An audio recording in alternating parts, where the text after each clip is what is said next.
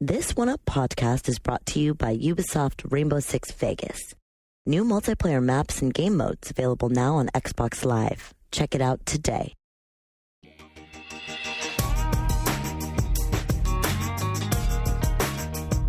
What is up, everybody? Thanks for putting us on your playlist. This is the One Up Yours podcast for Friday, May 11th. I'm Garnet Lee. Sitting here next to me is John Davison. And then we have two guests with us today. One of them, a Yours virgin, Mr. Jeff Green. Big round of applause, Mr. Jeff Green. Hi, everyone. Thank you. Thank you so much.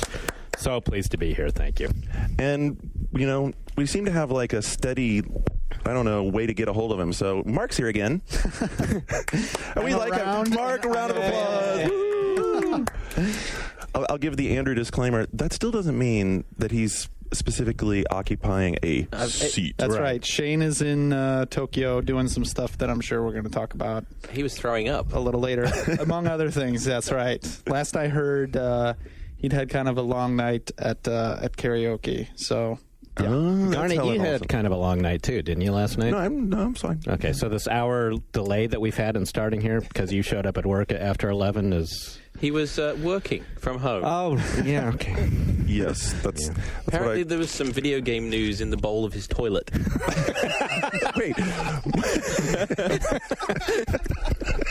Wait.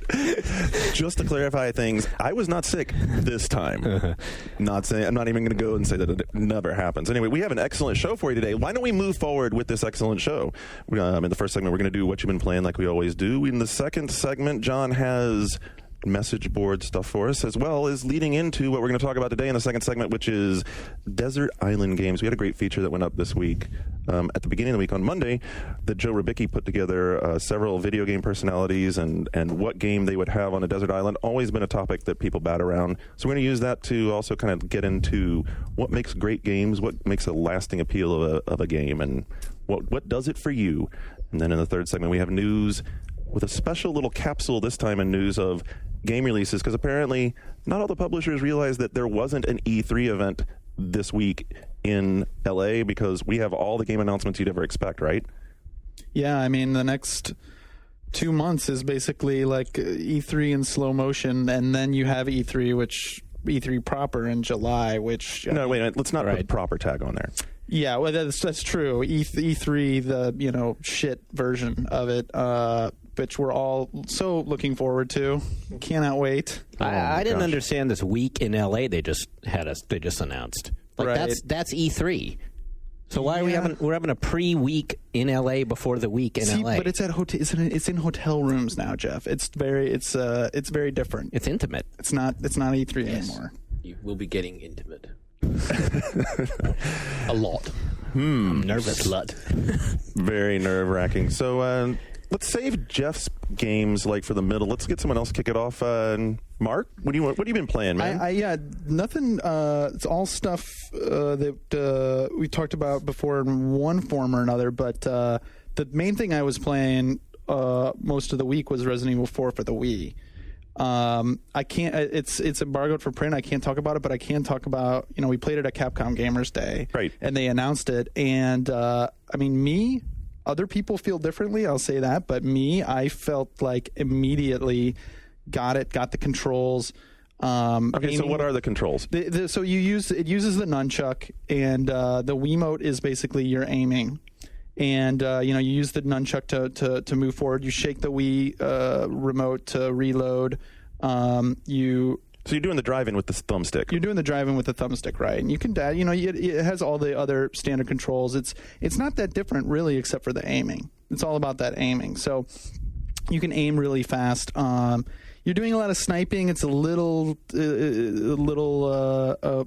I can't really talk about that. Can't talk about that either. You tease. Because that's further from the demo that we played. But anyway, you can look back at what I said about the Capcom Gamers Day, but I was impressed. Still impressed. With that. Still like it. Still got that old feeling. So the good news is the Wii can do a hell of a good job with a GameCube game. Well, yeah, there you go. Oh. Who would have ever imagined, right? Then the new Gears maps I played a ton of over the weekend, and they are awesome. You and the rest of the GV crew were like hitting those things all weekend. We were on Friday night. So I asked you this the other day and you didn't know, because I haven't tried them yet. Are they brand new areas, or is it different bits of the single player game that they've repackaged? Well, it's not. They're new. They are new levels. Right. They are new levels. But again, I haven't played all the way through the single player game because I'm waiting to do a co-op with people. I'm like halfway through the single player game. I can actually answer that from when I was out at Epic, and they are absolutely new levels, not in the single player. So the refinery level isn't the refinery. No, but they use the texture resources and all the art resources that are already in the game. So it still has the same look and feel. And inspired by the single player levels, but definitely its own thing. It's not like those games where, like Fear had some of its levels were just chunks of the single player game made into multiplayer levels. But I mean, goddamn, that game looks so fucking amazing still. Like I was actually so impressed by it again when we were playing it, that I went back and started playing the single player game again by myself, which honestly, like, I think I really wanted to wait for co-op because I think it's so much of a better game when you're playing co-op. Like, really by yourself, Gears, like, I could play it for like a half an hour and then I'm kind of like, okay, I kind of got my fill. I'm going to move on to something else. But I was like, man, I just want to see more of these levels and environments and stuff. What do you mean like wait for it? What do you mean wait for co-op? I mean wait for people to play co-op with. Oh, you know what I'm saying? Anytime you want to buzz me. I know. We've talked about it before, but we're never on at like the same time. So it happens very slowly. Like I'll catch somebody for like, 20 minutes. But I'm basically saving it for that. I'm saving myself. And I will be playing, as soon as this podcast is over, Halo 3 is downloading upstairs right now. So I'm a little antsy. If I come off a little antsy, that is... Cue the Steve Vai. That is why, yeah. But looking forward to that. Which we'll all be hitting up. So, I mean, you can expect that what you've been playing next week will probably have a little bit to say about some Halo 3 gamers. This whole weekend, I mean, we've been playing a lot of Halo 2, actually, this week. Some of the Game Videos guys and the EGM guys, just to, like, get ready for Halo 3. And because we're excited, and because also a lot of the EGM guys, frankly, really suck at Halo. And Shu is kind of embarrassed by it. So he's like... I think Nick would attest to that. I mean, Nick is our new intern for the review section, and he sent around a link the other day that was his stat page off of Halo 2. He's scary. I mean, he is like really good. 3,500 games of Halo 2 or something. He is really good, but he needs to, he needs to remember his place as well. Oh, he does, doesn't he? Yeah, Nick the intern, that's great. You're really awesome at Halo. Just remember who you're talking to when you're fucking like shit talking after, above my corpse. That's all I'm saying. Oh, did he teabag you? No, he didn't teabag me. That would be grounds for dismissal. That would escalate things. It's corporal punishment for that. And I might have been, calling him cheap and saying stuff was bullshit and calling him out on the noob combo. I mean, these are all things just said in the heat of battle. While you're losing.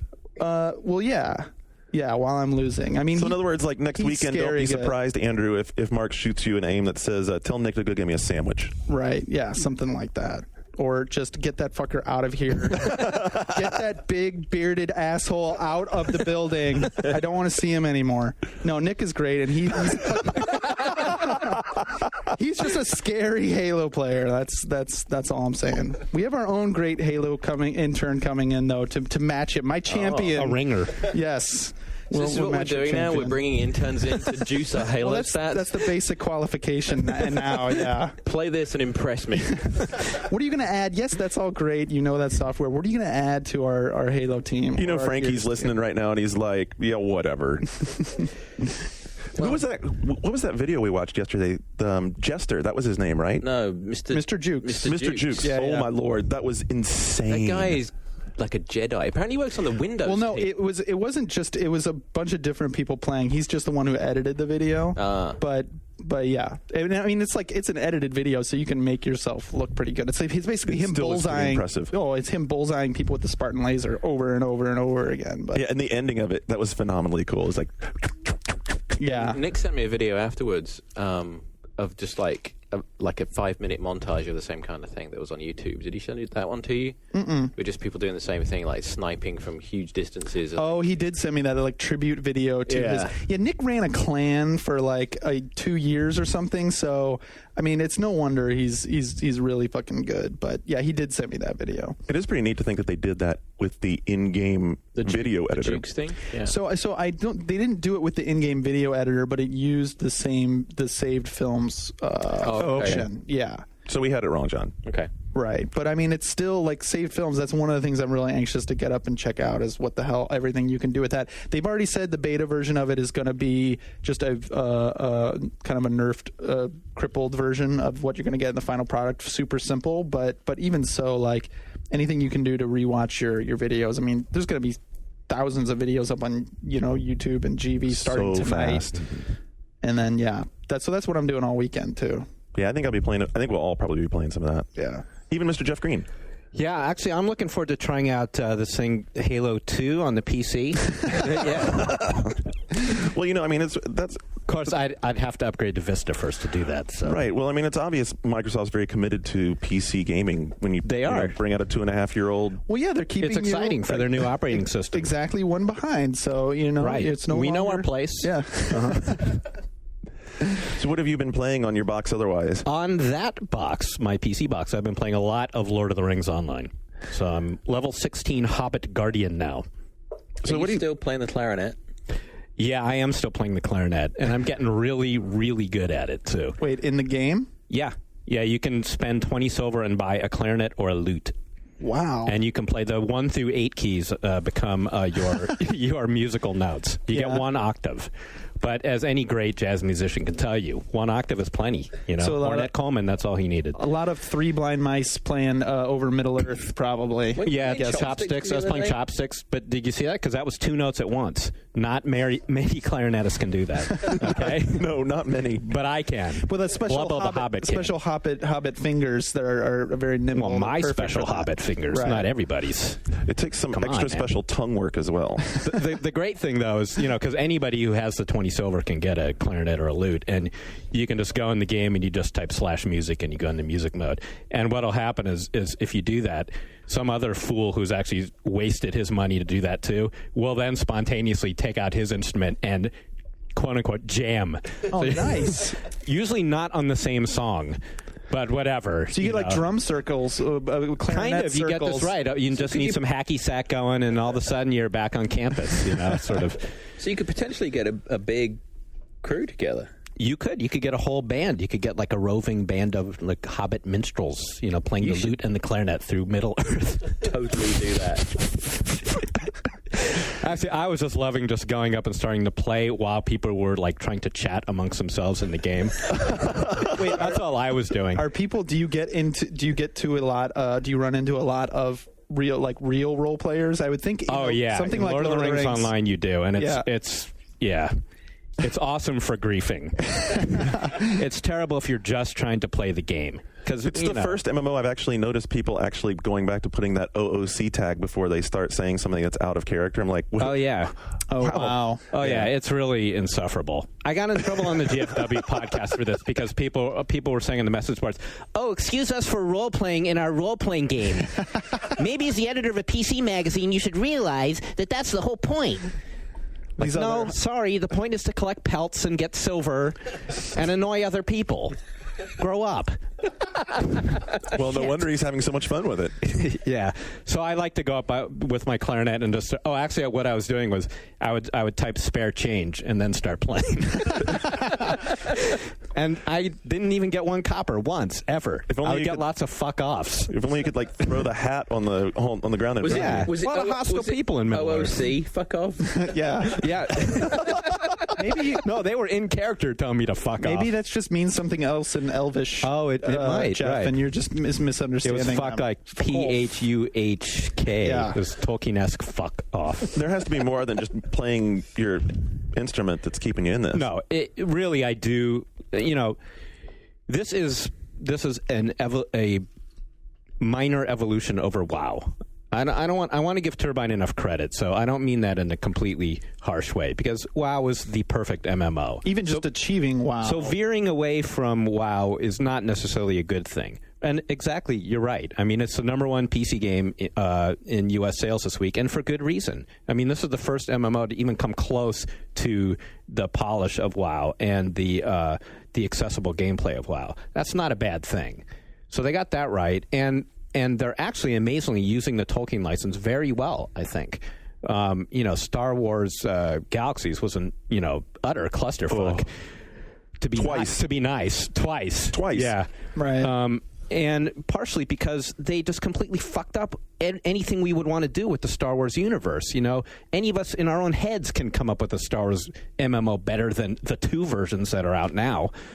And but in the case of Lord of the Rings Online, they actually said, okay, well, if all these players are going to be in Middle-earth, what would they want to do? Collect pelts. Play the clarinet. No. But what are you doing?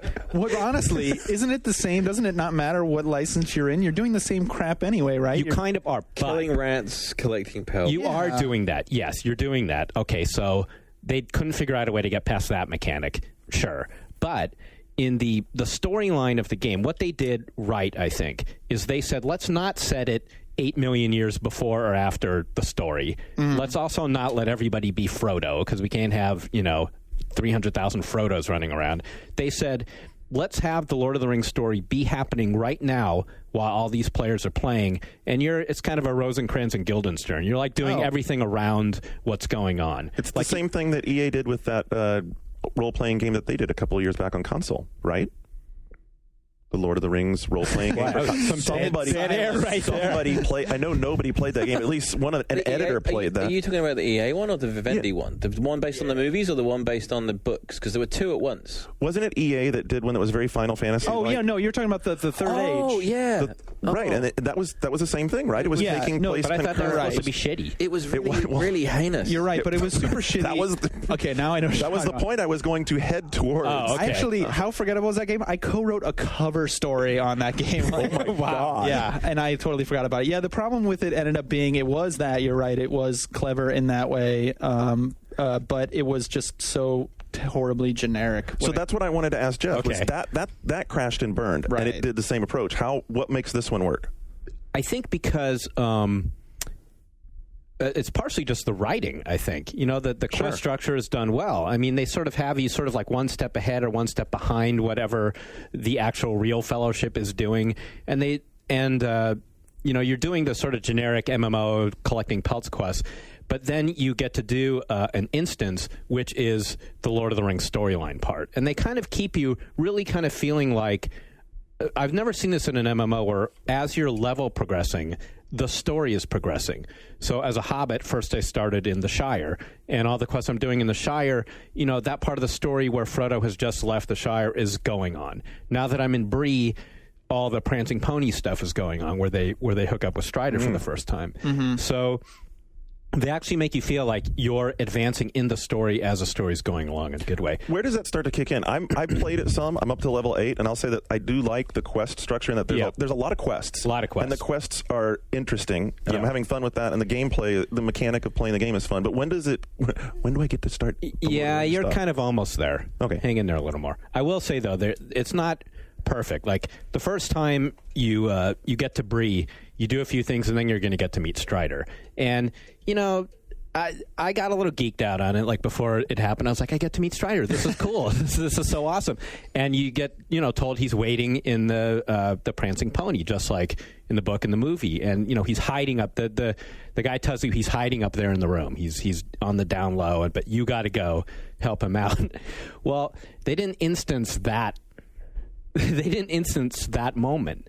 So you're going up there to meet, you have your secret meeting with Strider, and there's like 40 other fucking guys in there, like lined up.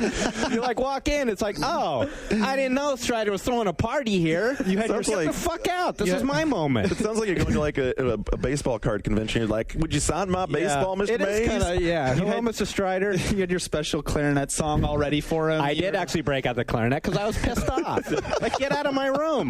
He was supposed to meet me.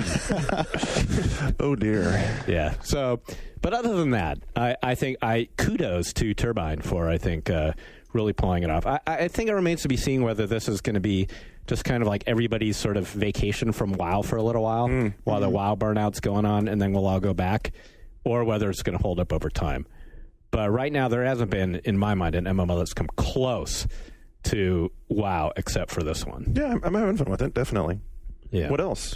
Anything? You played some Game Tap. You're all over Game Tap. Right? I did play a lot of Game Tap. I'm kind of having the same experience that Sean Elliott did, which is, and it's not Game Tap's fault. I think it's our brain's fault, which is you see you go on there, you see all these old games, these Neo Geo games, DOS games, Commodore 64 games, and you're just like, oh my god, this is fucking great. I'm going to click download now, and in 3 minutes I'm going to be playing this game that I have these awesome memories of.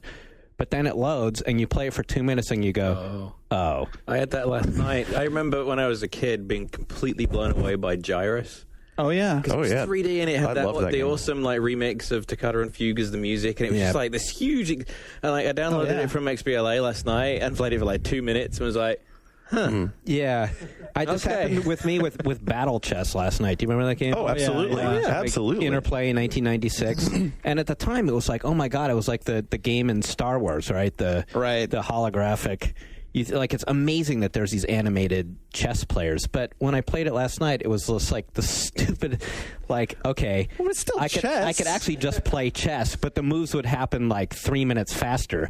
Because the animation of these guys lining up to kill you, the pawn moving out and then going after the other pawn takes 2 minutes. Well, wait, it doesn't have any it can't it can't use your new faster processor to speed it. It runs at the same speed it did as it did. Oh, well, that'd be a nice option to have. Yeah. So I mean, it's still neat. The idea of Game Tap, I think, is great. This kind of Netflix of games that you have this, one-click instant access to of an entire gaming library, history is a really cool idea. Yeah. But I'm finding now that I have to be really selective on. Why have both you and Sean suddenly started using it? Because the thing's been around I was going to ask. Sean was talking about it nonstop over the last weekend. The same reason I'm probably going to check it out in the next week, which is that the PR company has been doing very good at aggressively staying in our ears. Yeah, something about the free accounts, I think. Something to do with it. All right, so it's awesome if you don't pay for it. Yeah. Bad luck, suckers. And even if you don't pay for it, there's still a bit of a, well, that was fun for 5 minutes. Oh. Well, they're pushing a lot of, they're pushing the idea now that they're going to have a lot of new content on it as well. Right, well, the Sam and Max games, which are fantastic. The finale hit this week, right? It did hit this week. We also got an announcement yesterday that they're going to, that the Mist episodic content Live or whatever it's called, episodic, is going to live there. Thank God. Finally, we can play that. Online Mist. Yay. Let's turn those gears together. That doesn't rock the world. Well, it does. I just won't admit it on live radio. Actually, I'm a little sweaty.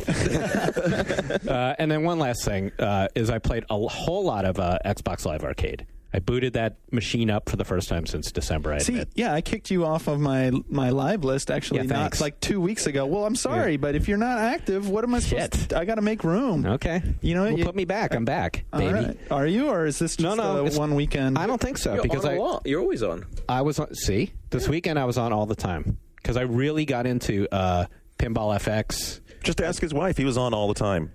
Yeah, she was. Actually, who caught me playing Pinball FX last night at 1 a.m. was my mother, who was staying with us for the weekend. And I knew she was there. And she was live as well? Yeah, she was on. Yeah, she showed up. She had a Halo 3 friend. Yeah, she kicked my ass at Gears. Yeah, she's 70 years old. Drop that bitch! No, I was playing pinball. I thought she was fast asleep, and I'm playing pinball, and all of a sudden I hear behind I'm 13 years old. What she said was, "How old are you?" That was the first thing I heard. Hey, give me a break. It's my job, Mom. It's turned condescending now. I know. Wow. Shouldn't you be in bed by now? Exactly. But Pinball FX is an amazing pinball sim. I don't know if you guys have checked that out yet. It just came out on XBLA this week. No. Yeah, it came out at the same time as Double Dragon and a couple of these others. Or no, maybe it's 2 weeks old. Maybe it came out with Catan. Yeah. Quite good, and I'm saying this as an old pinball pro. Is that an original game, or is this a re-release of something? Does it come out? It's an original game. It's Zen Studios, who are out of Budapest.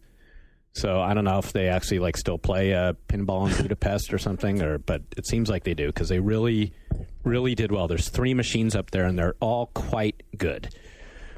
Well, a couple of weeks ago, we had a big conversation with Shane, and Shane and I talked about pinball because both of us love pinball. So I will absolutely check it out. It's a great. Everyone gets back to the Addams Family machine at some point. That's the best one ever made. That is a great machine. Yeah. The other thing I've been playing on Xbox Live Arcade a lot is Catan, which is a fantastic. I started playing it. I've never played the board game. Yep. But I downloaded the demo just to try it, and I could see it consuming a lot of time. Have you ever played it? Super addictive. Too German, too board gamey. It is very board gamey. It is. They did a really remarkable job of porting this game over. It's very accessible. The AI is. It's a little cheap. Yeah, the AI is cheap. Really? Yeah. Did you notice when you were playing that if you were winning, you would suddenly not? Oh my God! Yeah, there's like entire message boards threads about this. In fact, Brian Reynolds, the guy who made the game, he's with Big Huge Games. They made the Brian Reynolds. Brian Reynolds, yeah. Wow. Who made their Rise of Legends, Rise of Nations games. And formerly, he had worked on Age of Empires. So. Did you get him to talk about his dice logic?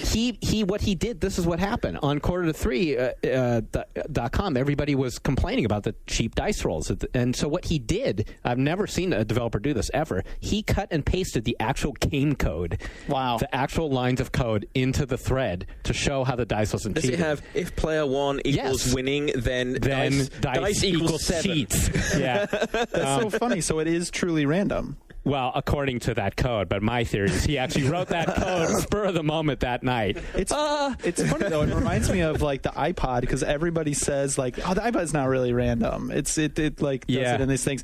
It's just like I don't know. I wonder if it's just people want to read it. It just seems really bizarre. That, like, I mean, just playing I played the demo like 3-4 times, right? And as I was getting the hang of how the game works, like. All of a sudden, the 3 computer players will start throwing 7s, and 7s is where they can fuck you with the 7's cards. the fuck you number, and all of a sudden, and this is what everybody's saying. This has happened to me. It happened to me last night.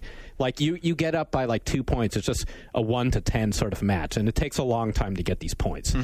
As soon as you hit around 8, you just watch them. They're just rolling 7 after 7. You know, and I mean that's why 7 is craps.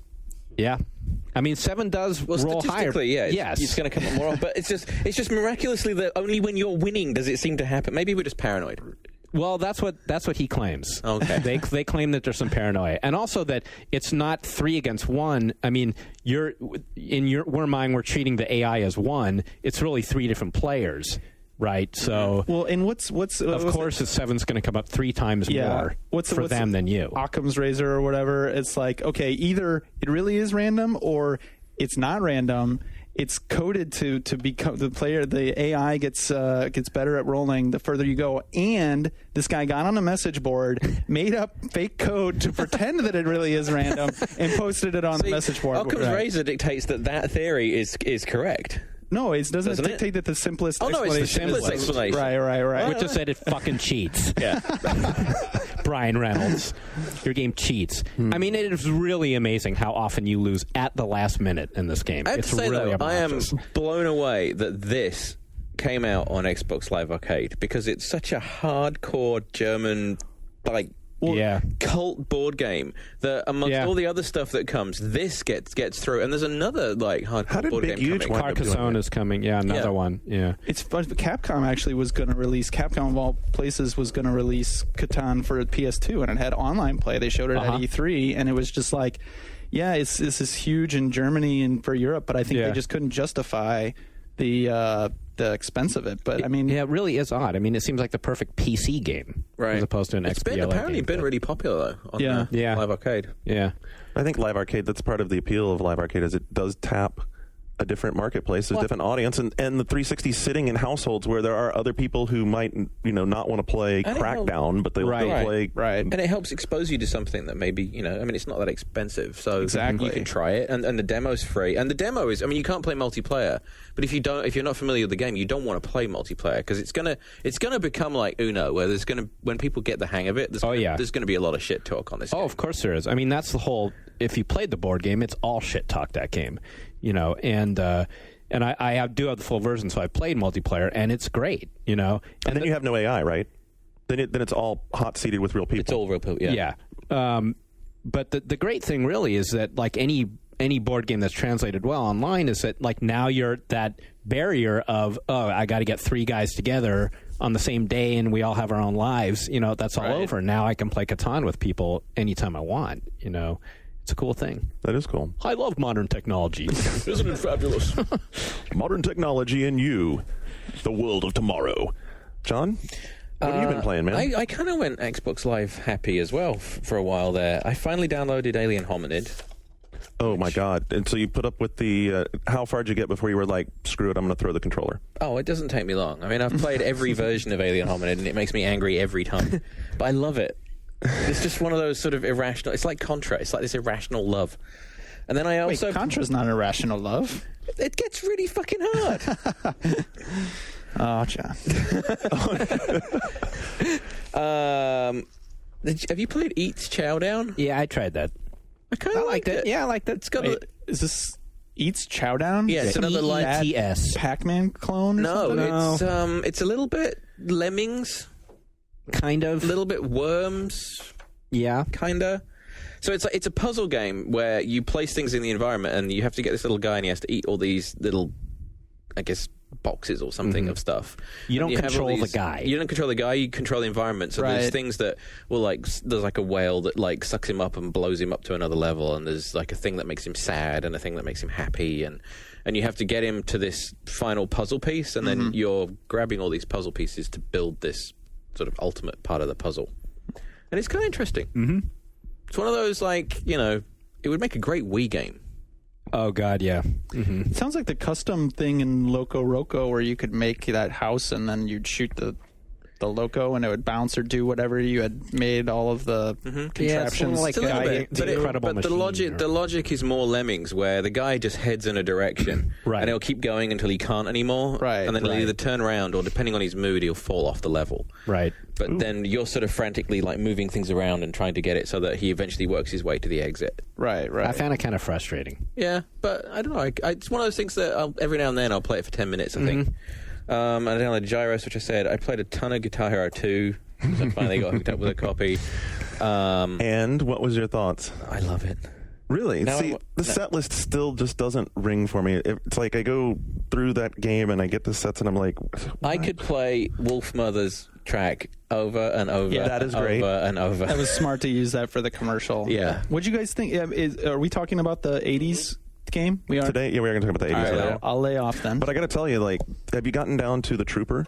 Not yet, no. Oh my God, the Trooper is the most fun game I have played, most fun song I have played, because all of those notes, you're actually, they're not hammer-on pull-offs, you're actually having to hit all of them. I have to give a shout out. I know he's listening to Bryce from EA, who has the Ingve achievement, which is What's that? 1,000 notes uninterrupted. Wow.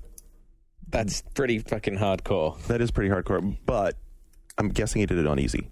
You think? Oh. I'm pretty sure, because I think almost all... Bryce, respond. I'm thinking, if I remember correctly, all of Bryce's scores on the Friends leaderboard Bryce is are probably on the E's. treadmill right now, cursing your name. I think he just tripped and fell. Yeah. He's, So the other big thing that I actually ended up playing it this morning, so I've not played a lot, but I downloaded the Crackdown Getting Busy. Oh, yeah. Worst named DLC pack of all time. Yeah. you just say it like this, getting busy. I don't have the accent for that. It would just sound ridiculous. Getting busy. How do they spell busy? Oh, the correct way. Oh, okay. At least it's Luckily, not. It's yeah. not Okay, busy. it's not BZ. It is getting It's getting with an apostrophe. It's not busy. We're spending entirely too much time talking about the name. Anyway, this is cool. For 800 points, this is a lot of extra stuff. And the thing that you talked about last week is alleviated by this, in that you can now come in, actually with the free download that hit as well, the free-for-all pack.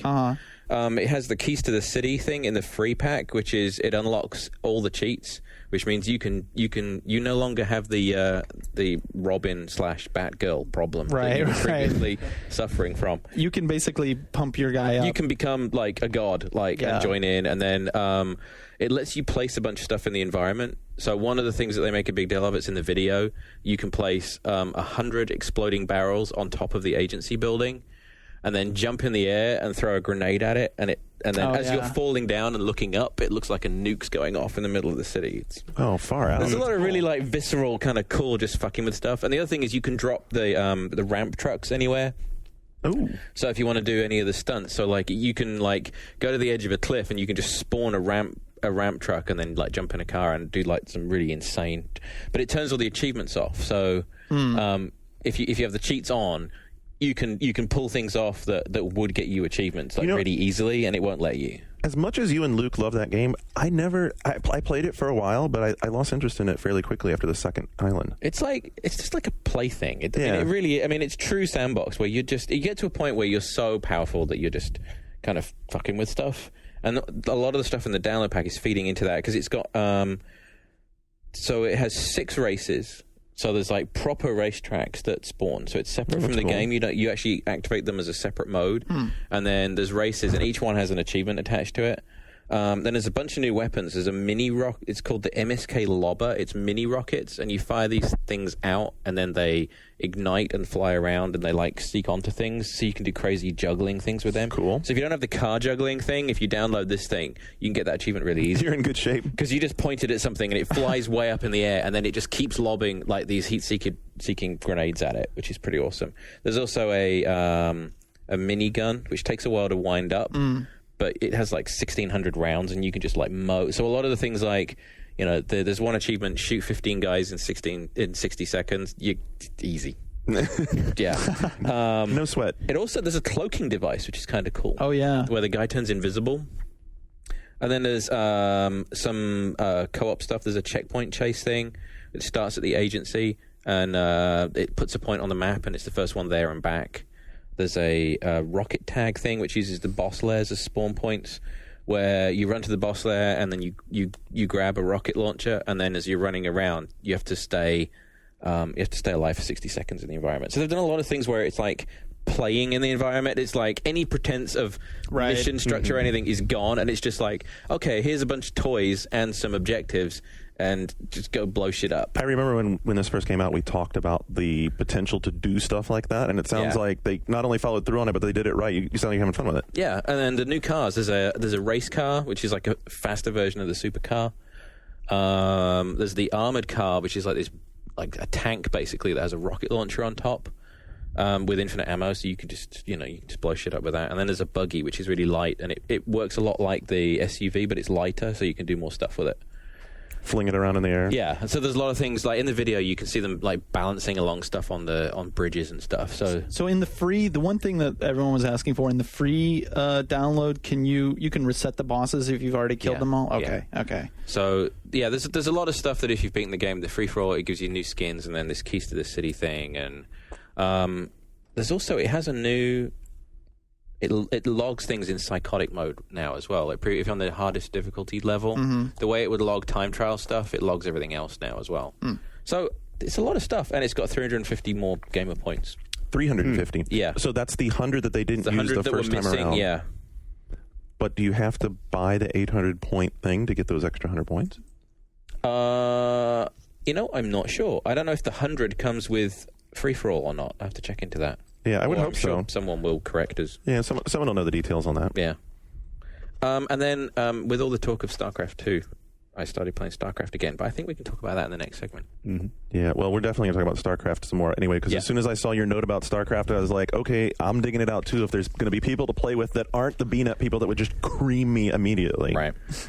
So, we covered everything. I'll just jump in. I played... The main thing I played other than Lotro is I spent all weekend last weekend playing Forza 2 at home on HD. And like you said... Big difference, huh? It is probably the biggest difference I've seen in a game's visuals between the standard def and the high def, because you can't see it in standard def. You really can't. You're right. And I was really impressed because you were completely correct about the fact that the car models are so gorgeous in HD, but they just don't translate at all well to SD. It's very strange. A lot of people have seen the demo now, although it's difficult to download the demo because it's big and everyone's downloading it. But if you have downloaded it, it's a little clinical. Well, and that's always been the thing with Forza, right? I mean, there's something about the way they light the place and the furniture around, the stuff that's in the environment around the edges of the track or whatever. It still looks very clinical. All the tracks look pretty clinical. Their driving model is amazing. I mean, the more I play the game, the more I love the driving model, and it's really tough. We were talking about this, and you grabbed an R car, like the racing cars in the demo, and you were talking about how it's going to piss a lot of people off. Because it's so realistic, or so because if you and also the AI is really brutal, and in the demo it is anyway. Like as you start, and if you don't start well, the guy behind you will just ram you, and because it's a rear drive car, and if you have any of the driving aids turned off, you just spin. See, I learned from Ridge Racer that when someone rams you from behind, it makes you go really fast. So that sounds like true? NASCAR. No. You mean that's not true? Try that on your way home tonight. But I think the payoff is this: is when you're driving a car like that. Because I grabbed the R8 and I've driven that around a lot. And when you're on the knife's edge and you're in the zone with that game, it is an amazing feeling. And you do know that you're right there on the knife's edge, because if you blow a braking line, if you're on your brakes too early or too late, or in the middle of a curve, you have too much speed, you're trying to carry whatever, you can sense that you're losing it and how close you are to the edge. But when you hit it right and you apex a corner and come out of it, it's awesome. So I think the part that's going to be really fun will be the community part. I'm really looking forward to the online tournaments, the online racing, people doing all sorts of decoration of the cars, because I'm not any good with the. You're going to build the Garnet-mobile? No, I'm no good with that decal. The people who do the decal overlays and the coloring are amazing. The way they work out. Oh, if I take this circle and apply it over this square, then I can get that is awesome. And you remember last year the threads of people with all those decorated cars. It was fantastic. There's a one-up show car kicking around already that the guys up there built for us. Nice. I think we have video of it. Don't you run the video site? I do what I can. Of course, the downside was I tried playing it with the wheel. Not so impressed with the wheel. Really? Yeah, the wheel. Well, that's not good. Wait, with the wheel, or you mean with this particular game with the wheel? The wheel. It's not Forza's fault. It has nothing to do with Forza. As a matter of fact, the ability to play Forza with the control pad is amazing. Like I'm fine and happy now being able to play with the control pad, because the controls are dialed in very well. The problem with the wheel is the same problem that Logitech learned back off of Gran Turismo, which is if you're going to do a wheel and you're going to do a really realistic sim, you need to be able to turn the video game wheel the way you turn a car wheel, and that's not just a quarter turn. That's like, if you're making a hard turn, you're cranking the wheel around, right? So this wheel doesn't have that 900 degrees like the Logitech wheel does. So this is the $150 super deluxe Microsoft wheel you're talking about? Yeah. It turns about, what is that, about 45 degrees or something? I don't know. Well, it doesn't turn all the way 100. Circle. Yeah, it turns like each direction, about that far. So when you're in a sports car, it becomes a real problem, because each little move translates into too much turn. I mean, you're like in the high-end cars, especially the high-end race cars, where you don't have that much turning input in the first place, it works a lot better. Like on the R8, it does work more smoothly. But most of your driving is going to be in sports cars, and it's really off. It's really awkward, and yeah, I wasn't impressed. And the whole idea of having the hole in the pedals where your foot, would anchor, and when the pedals still slip around, it's just what happens is the pedals start to twist with your foot anchoring the anchor point. So it's like the pedals are twisting around. You're like, shit, the brake pedal's moving over here. Yeah, you still need a cockpit. Are you playing on ice or something? No, it's carpeted. It's carpet? Yeah, carpeted. Yeah, because it's still pushing. You're still pushing in the pedals, and they're still moving around. So they're just anchored wherever your heel is, and your heel just works as a pivot point. So I never had that problem. I was surprised, and we talked a little bit about this, Garnet, but that this week with the Forza 2 demo that came out and everybody's playing and stuff, but then PGR4, they released the first real video of PGR4. Which also looks... now he's really fitting into the show, because he's blowing the news segment in the first part, which is awesome. It's the demo. As long as we're going to talk about that, he was here the last time we did that. That video is amazing. Did you watch it? Yeah, oh yeah. I run a video site. Oh, he remembers that. The way you could actually see the water shedding off the windshield as the wipers came across, and then when they paused it and stopped it and brought the camera around to the front, and you could see the real-time reflections in the water surfaces on the hood of the car. I was like, Jesus. I don't get, but I got to interrupt you. I don't get the developer obsession with water.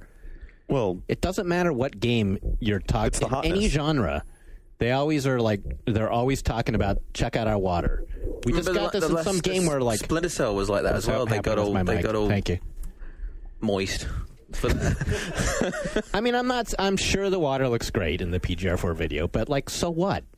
Well, no, but I mean, I think like one of the new Gears maps, I mean, it looks fucking cool. Like, it makes anything look cooler, right? I mean, if rain is falling and things are reflecting and things are splashing and whatever, one of the new Gears maps is like a swamp and it's raining and it looks fucking sick. And if that even just that rain was gone and there's water you're trudging through, I think it's a fancy little graphical effect. I feel like if the water can affect the gameplay, then I think it's cool. So it does do that in PGR. It does do that. Like, and that's it's going to mess with your car? It's going to mess with your car. And one of the things they're talking about is being able to... You don't subscribe to the wet things look better? Well, now. Kind of thought. That's a whole separate discussion. No, I mean, but can't it just look cool for its own? I mean, if something looks cool, it looks cool I don't for mind its own. things. Of course, I don't want things to look like shit. You know? Jeff, why do you insist on everything looking like shit? No, but I know what you're saying, because we've heard with BioShock and stuff, there have been a lot of, I think developers are sometimes it's something that's hard to do, and so there's a little overemphasis on. Right, but look at It's because water is an opportunity for them to show off the graphic fidelity that they can achieve with the engine, and you can see it in other places, but water is where it pops. And I get that, but when they're doing that in the demo to me, like stopping to show how great their water looks, I'm like, show your mom that. Show your mom your great programming skills. Call them out. That's great for you. But if water doesn't factor into your game, other than I'm running by it because I'm actually playing the game part, then so the deal. I really hope there's some wet bits of the Halo 3 thing we're going to tonight, because I'm going to sit next to you and I'm going to keep elbowing you. And why the fuck is there water here? God damn it! I'm going to just keep interrupting the demo tonight. Yeah, we don't fucking care about your water. No water for him. The PGR4 thing is that instead of having levels where you're racing in the rain or levels where you're racing in the dry, you'll be able to start a race and then weather will be able to have an impact during the course of your race. So that's awesome. It might start raining while you're racing. I am for that. You're for that. Well, we'll find out what else he's for when you come back in a minute. We talk about Desert Island Games, which we're going to start off with some feedback from the message boards, what they've been talking about, and we'll get to that in just a minute. You're listening to One Up Yours, part of the One Up Radio Network.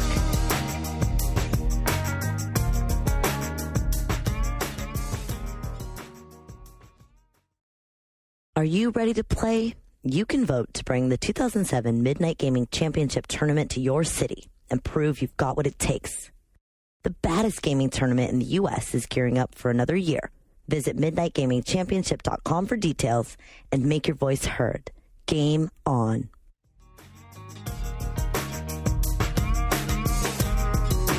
Reading the board so the rest of us don't have to, it's John Davison. I knew that was how you felt. Isurus says, I think channeling Luke, given the turn of phrase, was Shadowrun sent to die at $60? There's a 12-page thread about it. What do you think? Well, actually, I've been reading that thread and already chimed in. I mean, what do I think? That's like a rhetorical question. It's right, already there is a complimentary thread that goes along with it. R. Chapoteur. Wow. Very nice name. Well done. If Halo 3 was multiplayer only with 9 maps, would you buy it for $60? Would I buy it, or would I be happy about buying it? You, Shadowrun, are no Halo 3. There was lots of yes and lots of talk of DLC. In both threads, there was a lot of talk about DLC. A lot of assumptions being made that... who the hell's going to make the Shadowrun DLC? They're gone. Mm-hmm. But, so a lot of people would pay $60 for Halo 3 if it was just 9 maps. It's really a shame because, we had Mitch on, and Mitch is a cool guy, and the game obviously took forever for them to get put together, and it's had such a hard... I mean, that's what I talked about in the thread. It's had such a hard time. First, it pissed every fan off by being a first-person shooter when they wanted a role-playing game. Then it was, propped up as the poster boy for cross-platform gaming, and it's going to be Vista Live, and Vista Live's all screwed up, and now it's like, you know what, let's just shove this thing out the door and be done with it. I think you missed in the middle there. The troll doll art style kind of turned a few people off as well. Maybe that's just me. Especially you. Yeah, no, I don't think that was just you. That turned me on, actually. Yeah, we actually talked. Are the PC crowd any more forgiving than the 360 crowd? Probably not, huh? No. And it's $60 on. Is it $60 on PC? Yeah. No, it's 50 on PC. Oh, 50. It's 50 on PC, 60 on 360. Oh, well, So we got a bargain on that. I'm sure there's $10 more value in the 360 version then, right? Absolutely. Put that $10 towards your Xbox Vista Live Gold, whatever. Whatever. Wow. Decoy. Decoy. I see what he did there. I see what he did there. Clever. Asked for suggestions for games to play with his girlfriend. Here, they've already been playing Super Rubber Dub, which got some from some people. I hear that's ass. I've not tried it. I heard it was terrible. Really? Yeah. They've been playing Marvel Ultimate Alliance together. Weird.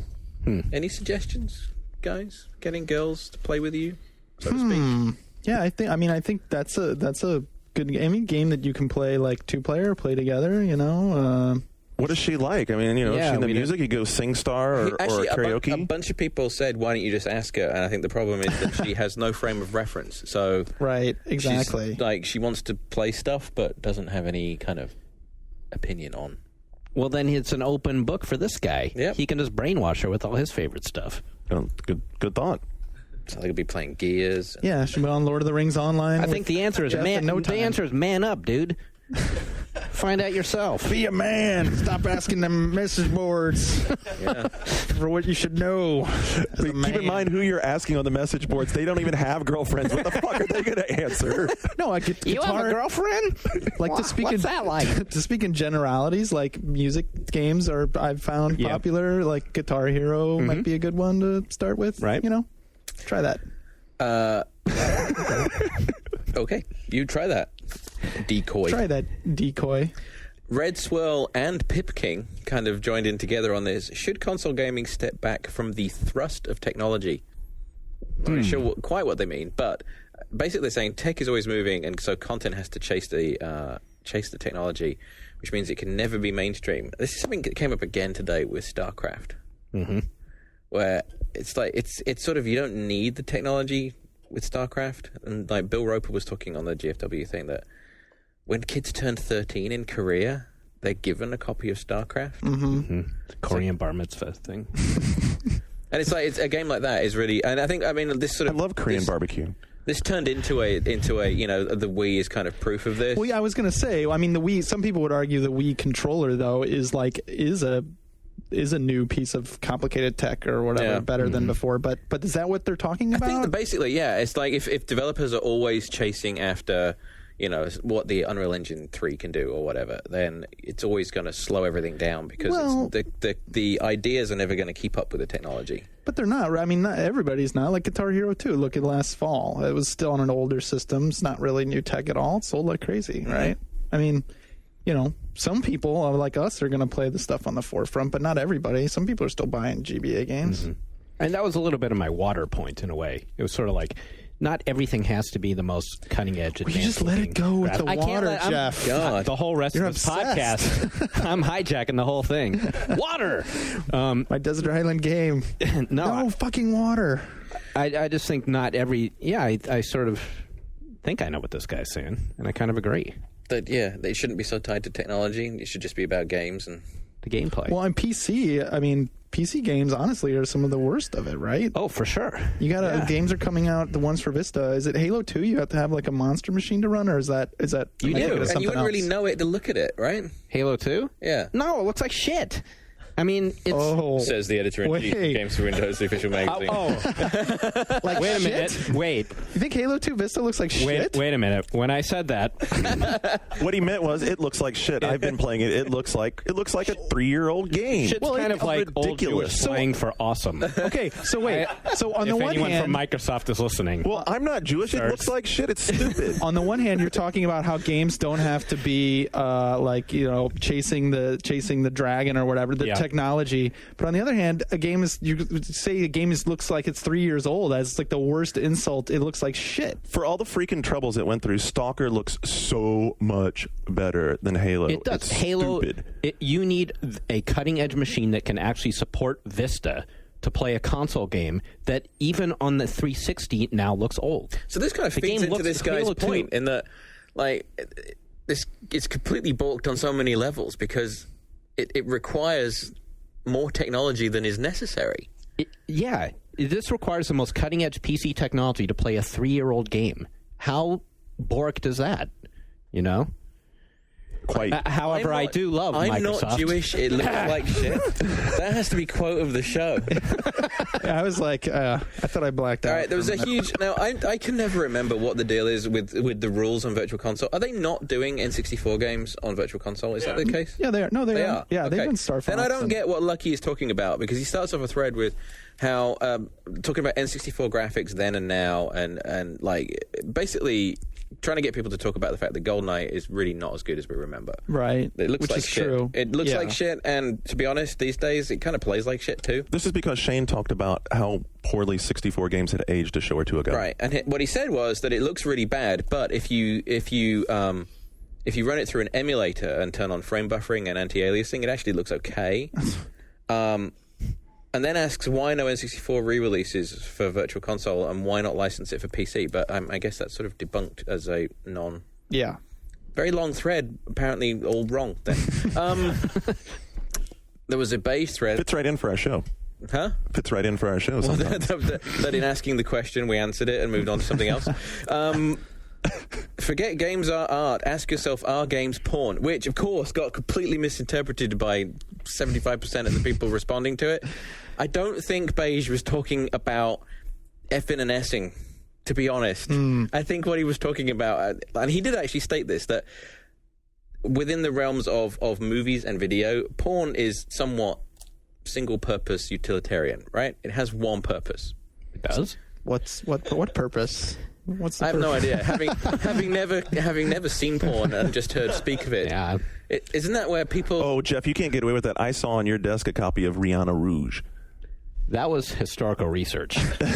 Now, porn is where it's like video of people like having sex, right? Something like that. So what's his point? So his point was that there was a point when the porn industry was starting where people assumed that the porn industry and the movie industry were going to eventually become one in this big entertainment thing. And he said, if you look at video games in that way, in that are video games more like porn than they are like art, because they essentially serve just like a single purpose, which is just the escapism of shooting something or exploring something or...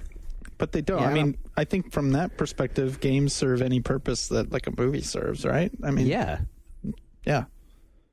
I'm lost in Beige. Yeah, the consumer too. doesn't want, and the industry doesn't need any sense of higher purpose in TNA, and thinks that applies to video games as well.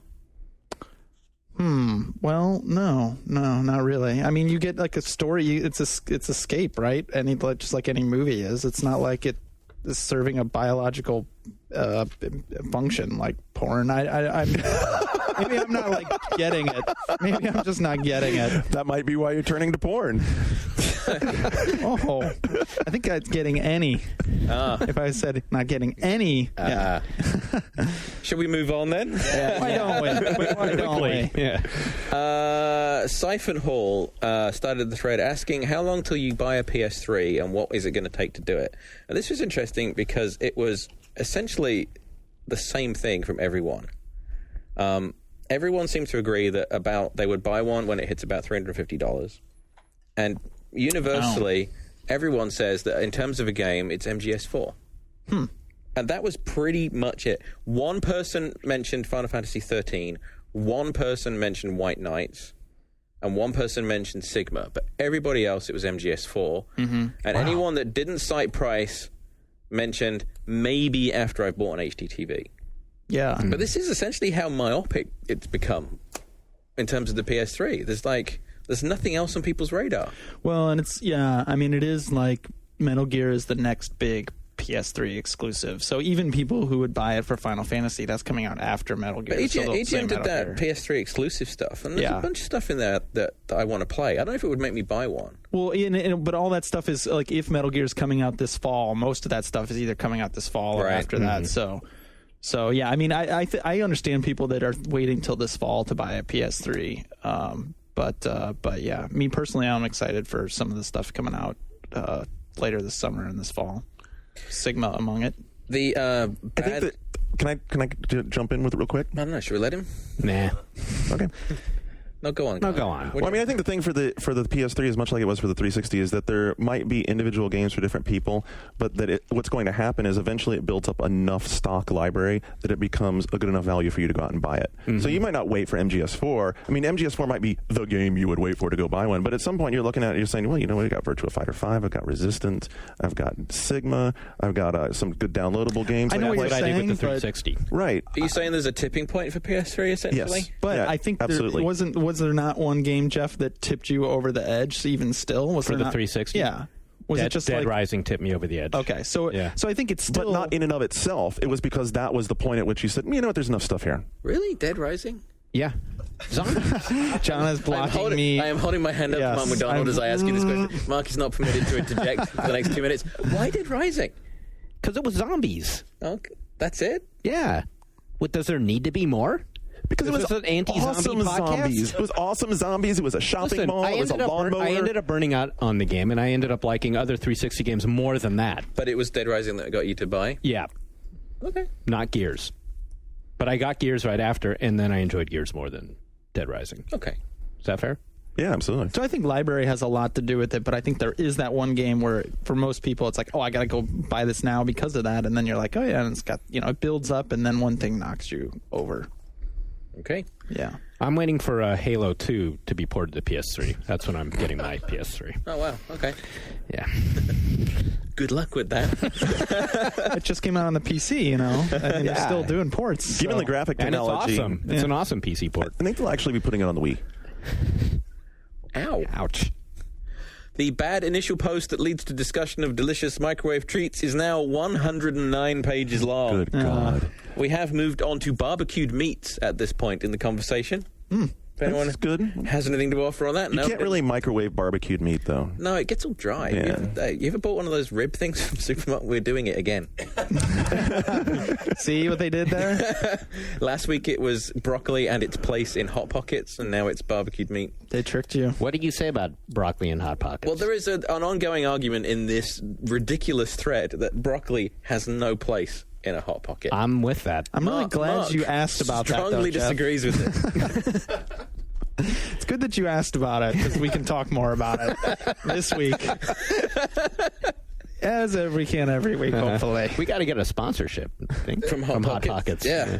We discussed that as well. Yeah, okay. we did. So Joe did a feature that hit last week called Desert Island Discs, where he asked a bunch of people in the games industry if they were stuck on an island with one game and no internet connection. That was what made it really difficult. That was key. Yeah. No Right, absolutely. internet connection. You are with the device and the game and a source of power and a TV. What would that game be? And we got responses from a bunch of developers, people like Phil Harrison, people from the community, people from the 1UP network. Everyone had a game, and then everyone had like a second game. Right. Why did some people say World of Warcraft then? There's no internet connection. Because they didn't pay attention. They weren't rules. paying attention. I don't think that was anybody's main choice. I think people mentioned it in their text, and they're like, oh, well, of course it would be WoW if I had online. Well, I thought first, like, okay, one, you read the rules, and two, if that's your Desert Island game, and it's an online multiplayer game, couldn't you just type in chat, help? Come get me, I'm on an that island? was one of the points why online games were... Okay. I think you might be Or cut out. overthinking the dilemma a I'm little. just neurotic that way. So this spawned a thread in the In general. in general gaming, which was much bigger, and there was one in our thread as well. So we're gonna, I guess, talk about that a little bit more now, huh? Jeff, you did the feature, correct? You I were in it? didn't. No, I you wasn't didn't? in it. Nope. Or I thought but you had notes of what you would have chosen. I did. And you had a hard time nailing it down. I did. So What happens when you get old is you have a big backlog of games that you love. So I do. Did you come up with a top choice? I did come up with a top choice, and then I read the feature, and interestingly enough, my top choice was also Dan Shu's top choice. So the two Print Mag EICs, thinking alike. Oh, now I'm very curious. Wait, let me... Heroes of Might and Magic 3. The reason for that, and Civ was another top choice because both are, turn-based strategy games which have endless replayability value, but I tend to err, I think, probably like Shu does, I guess, on the more like elves and dwarves and fairies side of things as opposed to the realism side. So as much as I love Civ... Yeah, there were a lot of RTSs in the list in general. Wouldn't you get bored of that at a certain point? I mean, you say it's endlessly replayable, and yeah, no two games are alike, but I mean, doesn't it basically boils down to the same stuff? No, because it's like chess. Like every chess game is different throughout history, right? And that's how this is too. I mean, these are extended chess games, really. And you mentioned that Civ played big in there as well, and I saw a lot of people on the message board talk about Civ. Yeah. The interesting thing to me was I thought about in the Civ vein, I think I actually would gravitate towards Alpha Centauri, because to me that was my favorite of those games that Sid built of that style. Yeah, I had a little trouble with Alpha Centauri, honestly. Only because like they had random weird like new names for like science technology. You know, it wasn't like wheat, it was whatever, you know. Hydro farming. Yeah. Like, okay, wheat. So along with heroes, though, my others up there were, one was actually Guitar Hero. Really? Yeah. Because I thought, you know, I'm alone on an island. It's probably going to be quiet other than animal sounds or whatever, the sound of waves. Music. I'd probably like to hear some music. And also, you know, that game I find also totally... There's the mastery element to it, right? The mastery element. I'm still no good at the hardest levels of that game. So there's one, I'm going to forget the name of the song. There's one I just can't even beat like on easy. So I figure if I have endless time on there, I'll master it. I'll get to it. Also on my list, I'm totally cheating here. No, my one is Heroes 3. That's my desert That's island. the one? That's the one. People talked about other things. But then I batted around Diablo as a possibility. I kicked that one around as well. Diablo 1, not Diablo 2. No, Diablo 2. Oh, yeah. okay. And then also StarCraft. Yeah, I had Diablo 2 and StarCraft were on my short list. So what was your top one, John? I ended up going with Oblivion. Okay. Because it has a little bit of everything. Mm-hmm. There's narrative, there's some role playing, there's some detective stuff, there's some shooting, there's combat, there's, you know, it's a big world to get lost in. Damien also chose Oblivion. His write-up was pretty funny. He was talking about basically you're going to go mad. You're going to go insane being on the island. So he said like the voices of the lizard people would be his friends and keep him company in his slow descent into madness. But yeah, Oblivion was... I put that, and then as my like not quite making it, I had Tetris. Oh, yeah. I thought about Tetris too, yeah. Because that's another thing where you can, every time you play it, slightly different. Yeah, but it could well take you over the brink eventually. Well, yeah, it does seep into your psyche, and you start to see it in everything. See coming out of the sky, the Tetris pieces coming to rescue you. Well, I'll carry the Diablo 2 torch for you, because that would be the one I would choose, just because of the replayability of it, because of the randomization, the multiple difficulty levels. Endless supply of mice, then. Yeah, exactly. I'm wearing out the click button. I need another mouse. You know, the different characters you can take through, the different ways you can play them, the different ways you can play each character class. You can develop them down one skill tree or down another skill tree. I think that would keep me satisfied for a pretty long time. See, I took kind of a different tack of it. I might have overthought it, but my game is actually a game that I don't even think is that good. But it's a game because I thought, okay, you're going to be on this desert island. Any game, no matter what it is, and I thought about Tetris, is going to get super old. So I would choose a game where you could create stuff in it, right? And so like I was thinking RPG Maker 2, which I think is a really like slightly tedious thing, but you're basically making your own games, and you can just sit there and make your own games. You make characters, you make items, you make whatever. It's basically like you'd be writing books just to like keep yourself That's very occupied, creative of you. Keep you sane. Quite pragmatic. I try to think about it. You'd be the guy who would actually get off the island because you're thinking, and we're all just sitting around going, playing my game. But in Little Big Planet, it's not out. We haven't played it yet, but it's one that I thought about too, because it's like just anything where you could sort of infinitely keep creating and recreating stuff, I think would. So the infinite element is something that, so looking at the list, one thing that came out all the time was the infinite element, and so this is different than what your favorite game would be, right? Oh, and it's different than completely different. Totally different. Yeah. Right. So I mean, some people I think started to gravitate. It starts to quickly go that way, like a popularity contest, you know. So zeroing in on the idea of what makes a game really long term, we've got sandbox games, we've got role playing games, but not story driven, really more open-ended ones. I mean, we've had the argument before about what's better? Is it a role playing game where you're playing a character and leveling a predetermined character, or a role playing game where you are the character? And I think in this scenario, when it has to be the one that's you. And then I would lump role-playing game maker in with like Guitar Hero, and also in we didn't bring up, but several people brought up, which is racing games, which are all about mastering some sort of technique. So I was surprised The Sims didn't come up more. Jennifer Tsao had it. She had it, but she was the only one, I think. There are a couple of people on the message board who noted that The Sims would be great because you could just spend a lifetime building houses. Yeah. Because it originally started off as an architectural simulator, so you could sit there and just build houses and build houses. Yeah, I don't know how long that lifetime something that we know, lasts. I mean, when The Sims first came out, I can remember Crispin on EGM very quickly flipped into the let's fuck with The Sims in the most horrific way the game allows. Yeah, My Robert favorite- Coffey did He would that have too. them locked in like rooms without windows or doors with no toilet, and would just keep throwing food in there just a barbecue pit. until they threw up to death. Wow. And he would zoom in and out. It was like a Twilight Zone episode. It was great. They were like, two people, and there was just a barbecue grill indoors, no doors or windows. And he would zoom way out, and you'd hear them screaming from like really far away. And then he'd zoom in, and there was just like I can't remember if it was excrement. No, it was piss and pee everywhere. Right. Wow. And just that in the barbecue grill. And then it would get to the point where they would just be turning around and walking into the walls, and then they would like throw up and pee and then go eat again. And then it would just degenerate until eventually it was like it wasn't building up to anything. It would just like hit a point where they would just drop dead. Yeah, I have to admit, I never got The Sims until that. I was like, okay, now I see. Now I understand. Yeah, people there's are something sick. to this game. It's kind of cool. But even that, I mean, the novelty's going to... now I'm going to make a different shaped room where I, like, torture him to death. That's what I said. I was starting to say, like, you could spend a lifetime creating houses. That'd be a pretty fucking short lifetime because you would jump off a fucking cliff after about 2 months of doing nothing but creating houses. Right. It's not going to last that long. So the other interesting part of this, I think people ask the question of what would you take on a desert island as a touchstone then to what makes those games great, right? But just the ability to be long term doesn't in any way make the game great or not great. No, Yeah. I mean, it needs variety, and it needs... I think there's something that did come out a lot is it allows you to put some of your own personality in. A lot of the ones that did come through, it's the way you do things. I mean, even with Heroes of Might and Magic. Right. It's developing your way of beating it. Right. And So one of the answers was Forza, and of course, or Forza 2, which upcoming. One of the things people pointed out was, hey, I could keep on. When I was tired of driving, I could keep on designing new liveries for my car. I could be like, painting up vehicles, all this kind of stuff.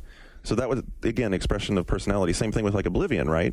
a little bit, yeah. I mean, as you're developing the character. I mean, it doesn't really come across in the game. It's more about how you respond to the game, I think. That came up a lot in people's responses.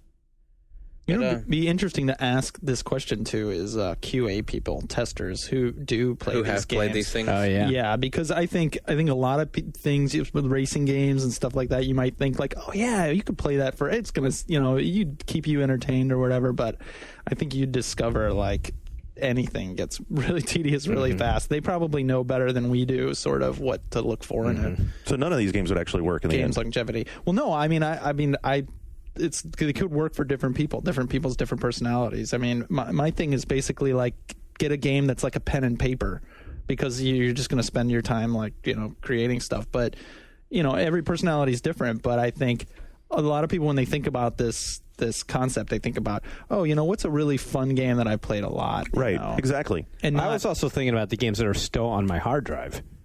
Like Heroes is and Diablo 2 is. Makes sense.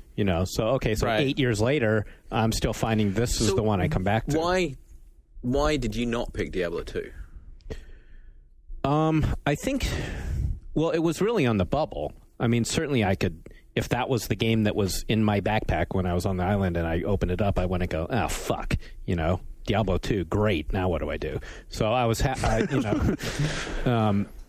but I think maybe it was just the difference between the turn-based and the real-time nature. I think that I could be more reflective in my time on the island to plot out my moves. Yeah? I can see him sipping his coconut milk. There you go. Pondering. Stroking his luxuriant beard. Like Tom Hanks in Survivor or whatever. What was that called? Castaway. Now, Whatever. what's interesting also is that one of the other big genres that has longevity to a lot of folks that we didn't mention at all is open world games. And it's interesting, especially as much as you like Crackdown. Mm-hmm. Crackdown did not come up with for many people. What it did was, of course, Grand Theft Auto. Right. So, as a fan of that sort of... I think that if you were presenting me with that choice, GTA or Crackdown, I think I'd take Crackdown. I was wondering if you would go that direction. Because it's more of a plaything. Right. And I think GTA's personality would get the better of me. I think that would be what would be. It was like, just leave me alone. I don't want the fucking gang stuff. I just want to play around.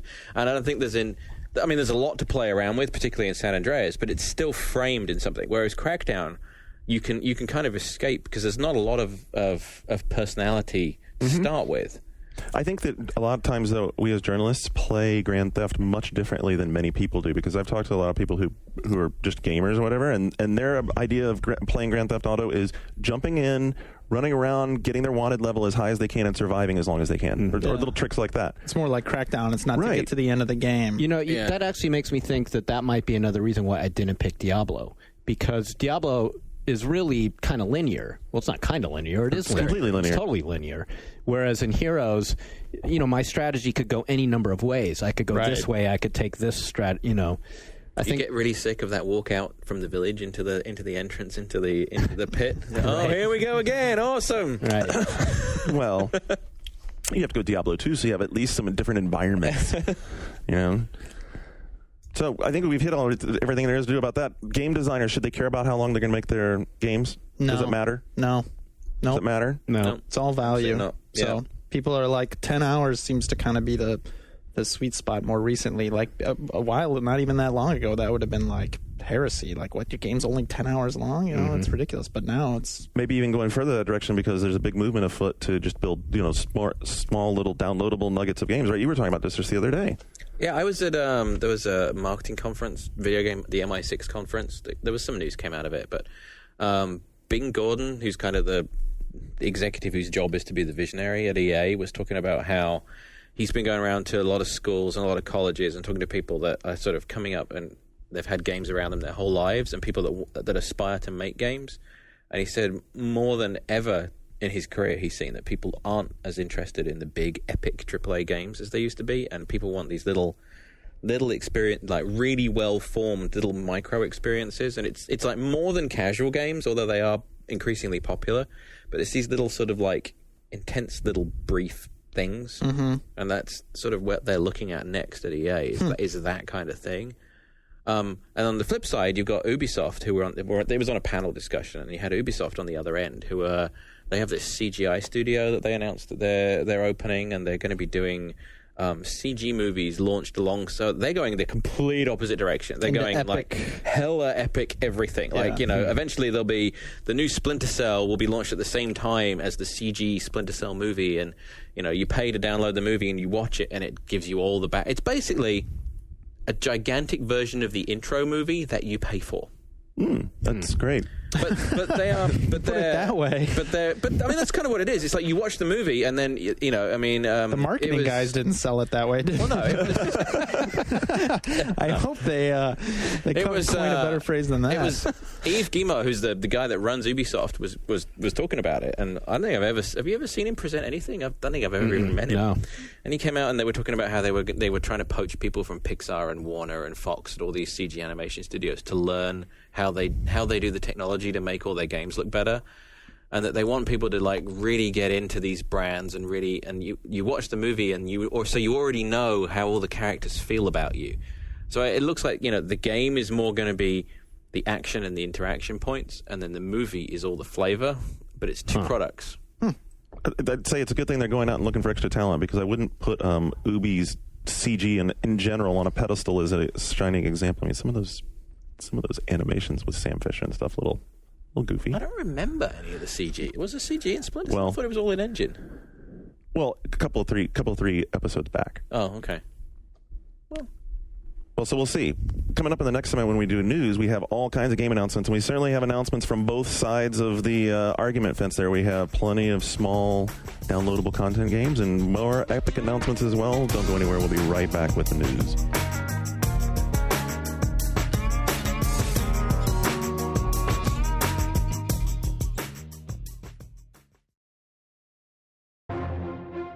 Dudes, we got Bill Roper in the studio this week on GFW Radio.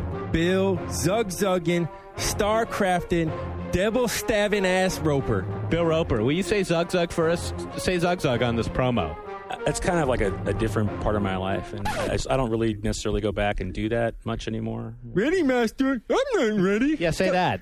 I've kind of moved on to some other stuff, and I'm really excited about that. And Come on, do Zug Zug. Come on, Bill Roper, drop the Z-bomb on us, man. You know, I don't know. I might feel a little out of place. You know, I'm not really there anymore with those guys, and I don't really know what's. You know, I really like to focus more on on Hellgate and Mythos and that kind of stuff. Than Bill Roper, that's weak, Bill Roper. That's kind of rude. Oh, man. Let's bounce. I'm sorry. Let's get out of here. GFW Radio, podcast1up.com, GFWradio1up.com, or iTunes Music Store every Tuesday. Celebrity orc voice impersonated does not imply endorsement by the Horde.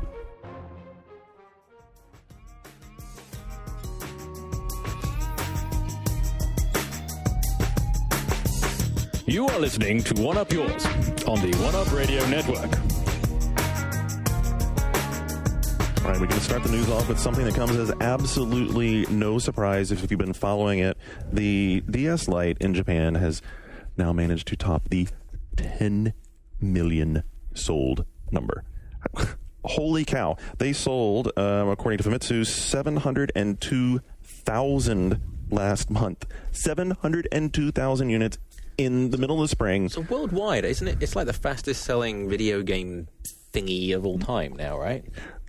Isn't it worldwide? Isn't it like 26 million or something already? I mean, it's the just a hair over 22 million. Okay. Yeah, I mean, the fact that it's still hard to find in Japan is amazing. I mean, it's just they sell them faster than they can make Are we them. talking just the Lite or the DS total? Those numbers. Well, it's pretty much this is DS Lite numbers. Okay. These are specifically DS Lite numbers. The amazing part of it is Patrick, or actually Mark, broke it down for us in a news story. It puts a DS Lite in the hands of almost 13% of the total population of Japan. Oh my goodness! Well, it's not slowing down, so it's going to be more than that. Wow. No, and I mean certainly Pokemon was helping drive that a lot, but boy, it's so incredibly popular. The Nintendo in general popularity in Japan in the last 2 years has just exploded. I mean, if Sony was ruling the roost, so to speak, for almost an entire generation, they've certainly lost that grip, at least in their home turf, right? Well, and it's funny because I was talking to Ryan O'Donnell from Game Videos that's over there in Japan, and he was saying they went to a game store, and I mean, when a console's that popular, a lot of it's non-gamers now, right? So like there were like 2 shelves of non-games, English dictionary, let's learn Spanish, whatever the hell, and like 1 thing of games. The Wii is certainly as well targeted towards non-gamers, and Four Color Rebellion has found out that Google has been adapting their RSS. That Google has been adapting their RSS reader to function on the Wii, much like we saw like porn sites doing originally, right? So now the functionality works really well with the Wii online browser. Do you guys care about this? Did we see porn sites doing that? I didn't see porn sites doing that. Were you? Are you just completely oblivious to pornography, period? I mean... Anyway... I don't think this is really a bit... I mean, all this does is, okay, the Wii can read RSS feeds. Well, and they also... So it takes advantage of the buttons on your Wiimote. It lets you navigate with your Wiimote up and down, right and left. 1 button shows subscription, 2 buttons shows links. So I still think this has the fundamental thing of, like, no one wants to sit in front of their TV and read anything. Like, the YouTube working on the Wii, I get. The Google RSS reader, so what? Fair enough. Miyamoto has said in an interview with Entertainment Weekly that he could have made Halo. Yeah, I'm wondering if that got translated right, because I'm wondering if he meant like he was what was the question that he was answering was something like why don't you have you ever thought about making more realistic games, I think, or something like that. And I was wondering if he was saying like I could have made a Halo game or a Halo type of game, but blah blah blah. I don't think he meant like, I could have made Halo, like the way that it came off, Halo, I can do that shit in my sleep. It's like, let's talk about Pikmin, man. That's a hard game to make, okay? I mean, you're on the right track there, because obviously, the question was asked whether he's lost touch with the American game market because of games like Zelda not being along that vein. He said, I could make Halo. It's not that I couldn't design that game. It's just that I choose not to. One thing about my game design is that I never try to look for what people want and then try to make that game design. I always try to create new experiences that are fun to play. Was this the same hard-hitting interview where they asked him if he liked movies? Yeah, it's entertainment. Well, yeah, which movies? Yeah, Really? Which movies he was watching? But I think that's a little. Do you feel old? That's not exactly Nintendo's philosophy, because one of the interesting things that came out of GDC was they did make the latest Zelda realistic because that's what people wanted. That's what the Western market wanted, etc. So it worked. Yeah. Yeah, but that didn't interfere with the vision of it. No, that's true. That's true. I don't think they sit down I don't think he thought, "Oh, Pikmin, this is exactly what people are asking for right now," and that's to their credit. I think they end up with a bunch of good games that way. One thing we never asked for, but we certainly got, was Jay Allard in dreads. Oh yes. I have no. I mean, we've been around Microsoft corporate culture in one way or another working. I don't know how he got away with doing this. This is so contrary to the way they do things. You'd think that somebody high up would have locked this shit down weeks ago. So a little bet he made with N-Guy, who was on the program. N-Guy can't believe it's happening. Props to him, dude. It just shows that you make a bet and you follow through on it. The bet that was made was... in 2005, Newsweek writer N-Guy Kroll asked Jay Allard, who was then Xbox executive, whether the PSP could surpass 10 million units faster than the PlayStation 2. Well, it did, surprisingly enough. And I would be surprised by that, too. I mean, but it goes to show you Was that... it ever clarified if the number was sold to consumers or sold in? Yeah, I don't think they because really there's a big difference. Right. Because Sony could have shipped a lot of PSPs. Well, I see what you're getting at there. You're getting at there's a lot of them sitting in stores. We can go to Best Buy and I would say that it's probably a shipped number. I mean, that's tend to be what they all promote, right? They don't want to talk about sold in. Another thing that people who don't want to talk about numbers is Microsoft not really wanting to talk about the failure rate on the Xbox 360. Oh yeah. According to Peter Moore, it's a moving target. Because it keeps going up so fast. I mean, come on. Yeah. This is so bad. He's like, I can't comment on failure rates because it's just not something, it's a moving target. What the consumer should worry about is the way that we've treated him. Things break. And if we treated him well and fixed his problem, well, that's something we're focused on right now. I'm not going to comment on individual failure rates because I'm shipping in 36 countries and it's a complex business. Yeah. Yeah, I mean, it's a little of, he's saying what he's got to say, which is like, nothing to see here, kids, and the fireworks stand is going off. I wouldn't want to be in his position. Okay, shit's breaking. Right. What do you got to say about that? I mean, what about the PlayStation 1 and even the PlayStation 2 when we had them all turned up on their sides? I mean, Sony never officially ever acknowledged that, and it was just as bad, if not worse. My original gray PlayStation ended up upside down, I think. Finally made the flip. Leaning it on its side to get the gear track to catch. I mean, the problem is that even saying anything like this just kind of fans the fire because people look at it and they're like, yeah, right, so you don't have a problem. Of course you're trying to sell it. But I'm sure he was asked, and so it's like, well, he's got to say something. Yeah. No comment. That's would be worse. Yeah. Really? In this case, that would have been worse. That would have been like saying, what really a problem? Yeah, that's the Iraqi. I have no idea what you're talking about. That's no longer like Leslie Nielsen and Naked Gun. That's the Iraqi minister of information, like with tanks rolling by behind him. Like, no, America, tanks? No, we're doing fine. EA, Harmonix, and MTV. The announcement of Rock Band has included now the Fender Stratocaster as a model and several other brands that Andrew was very excited about being in there. They're going to have Roland branded electronic instruments, Boss guitar effects pedals. That was the high point, right? Very big on the Boss pedals. Only they would announce like a product placement thing as a feature. Like, what the fuck do I care? It's a fucking guitar. I don't care if it's Fender or not. Does this mean the Fender's going to be plastered all over the place? Actually, it's not really a guitar. What, the Fender Stratocaster? No, well, that's a guitar, but not the thing you're holding. The thing you're holding is a Fisher-Price toy. Right. Oh, get technical. Gosh. Was it just Fender on the guitars? Did they announce any other brands? No, they just announced Fender. That was only it. Fender guitars, Roland Electronics, and Boss guitar effect pedals. That's a pretty good lineup. I'd be interested to see how they do what they do with effects pedals in the game. Yeah, that's something that they've never, the Guitar Hero's never touched on. And we still have that plug on our 360. Yeah. On our 360 guitar controller, waiting to see something happen with that. So we touched on it for a moment. Bill Roper has even addressed the community directly, but the Hellgate London pricing structure has been outlined in a little magazine you might pick up in the newsstand someplace. Jeff, do you want Which to one is that? Oh, ours. Yeah. Can you fill us in like as simply as possible? Yeah. Like, yes. Give us the as simply as possible. There are 2 tiers in which you can play Hellgate London online. Okay. And it's been called Plebe and Elite. I think Elite is actually the official term. Wait, who's calling it?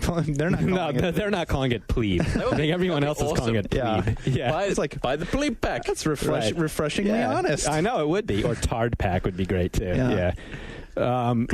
So the regular out-of-the-box shipping version of the game, you can play it online. You have full access to online, just like Diablo. Okay. By the way, these are the guys who made Diablo and Diablo 2, if you didn't know that. So that's the model. The Elite, which has internet denizens up in arms everywhere, is letting for a monthly fee. And the monthly thing, I think, is a debatable, good idea on their part. You're getting access to special things like fast travel between one destination or another, or access to certain unique items in the game.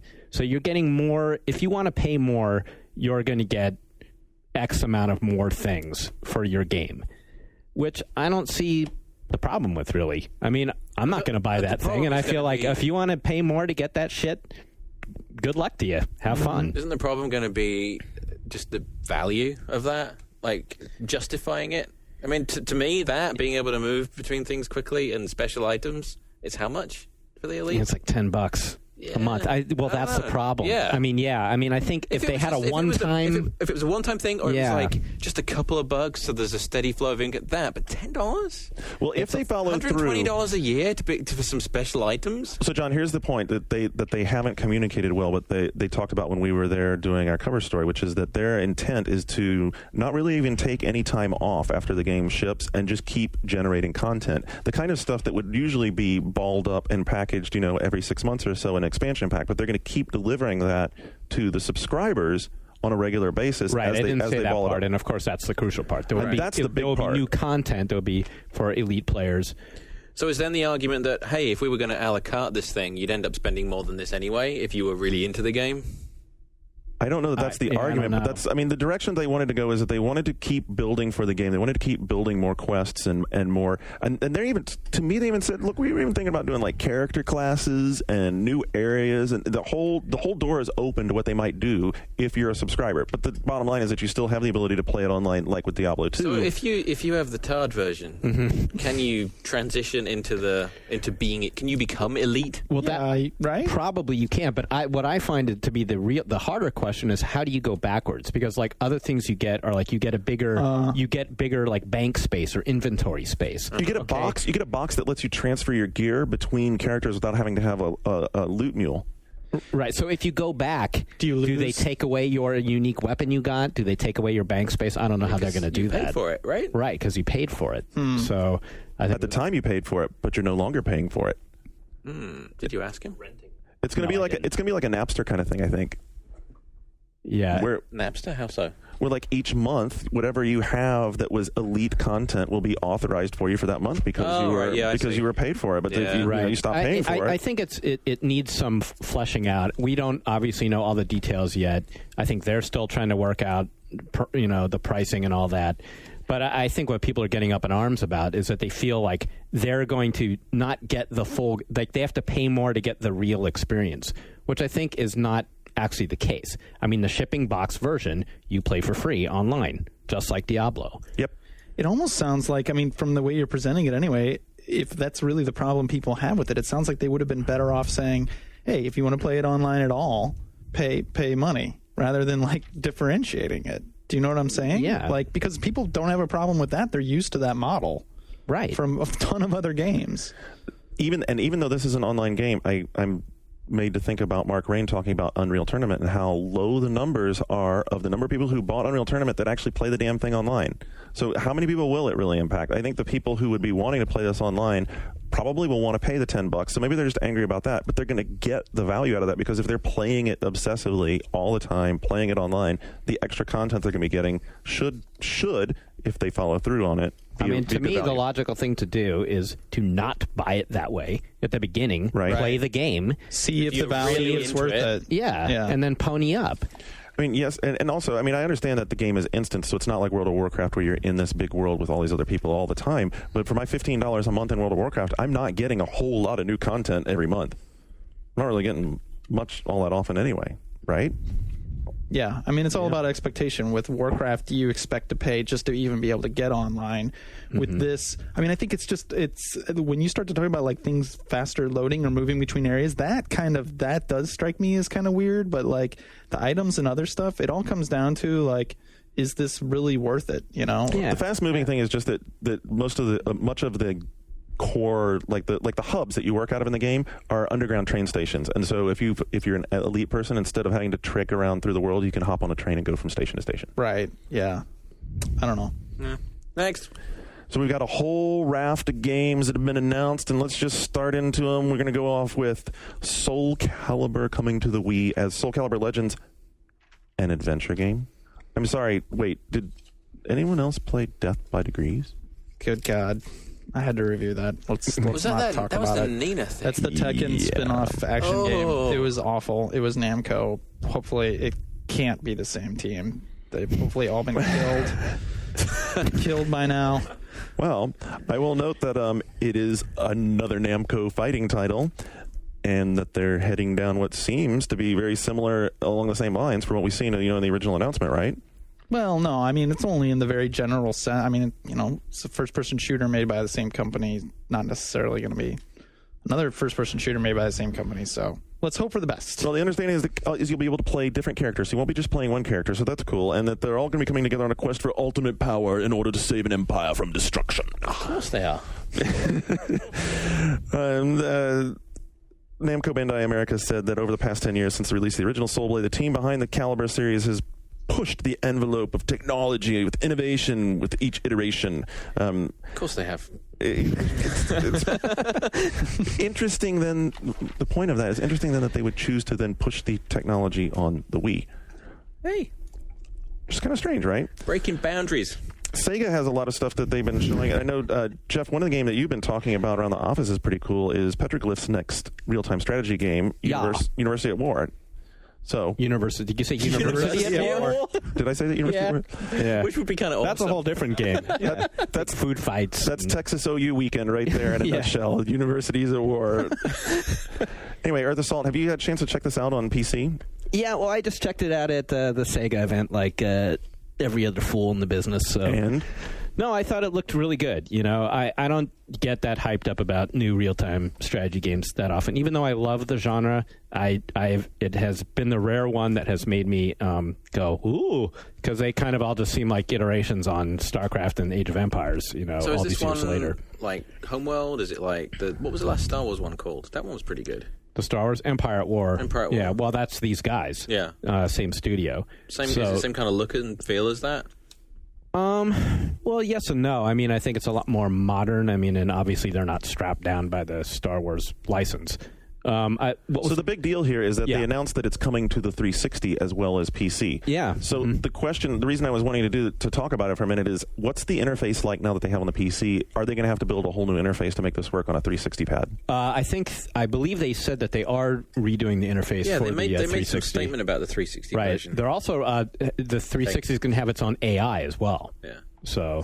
It's almost like two different games in a way. There was a lot of flowery, innovation, all the usual. It was very buzzword compliant, the statement they made. It was. The demo, what was cool about the demo they showed is they showed two of the three races, and both races were not the cookie-cutter races that we see in every RTS. One of them was, you don't even build bases. You basically build these, like, gigantic, like, walker, almost like, humongous mech sort of things, and from that...